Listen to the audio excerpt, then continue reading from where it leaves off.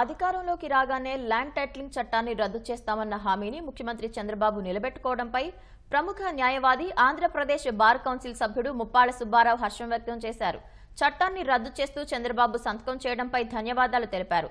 రాజ్యాంగ మౌలిక సూత్రాలకు విరుద్ధంగా ప్రజల ఆస్తులకు భద్రత లేకుండా జగన్ సర్కార్ తీసుకువచ్చిన చట్టానికి వ్యతిరేకంగా న్యాయవాదులు, ప్రజా సంఘాలు, రైతు సంఘాలు పోరాడాయని గుర్తు చేశారు.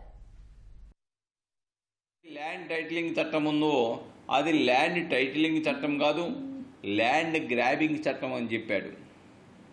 ఎందుకంటే వైఎస్ఆర్సీపీ నాయకులు, అధికారులు ఎవరైతే భూములు ఆక్రమించుకున్న భూములకు చట్టబద్ధత కల్పించుకోవడానికి వేసిన ఒక కుట్రలో భాగం అని చెప్పారు.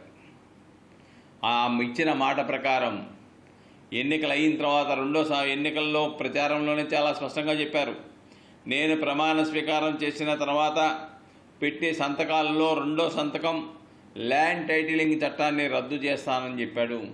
ఆ విధంగానే ఈరోజు సచివాలయంలో అడుగుపెట్టిన తర్వాత రెండో సంతకం ఈ యొక్క ల్యాండ్ టైటిలింగ్ అనే నల్ల చట్టాన్ని, ప్రజల ఆస్తులకు భద్రత లేనటువంటి ఈ చట్టాన్ని రద్దు చేస్తూ సంతకం పెట్టారు. ఇది అభినందనీయం. ఎంచేతంటే మాట తప్పను మడమ తిప్పను అంది చంద్రబాబు నాయుడు గారు అనేది ప్రజలకు అర్థమైంది.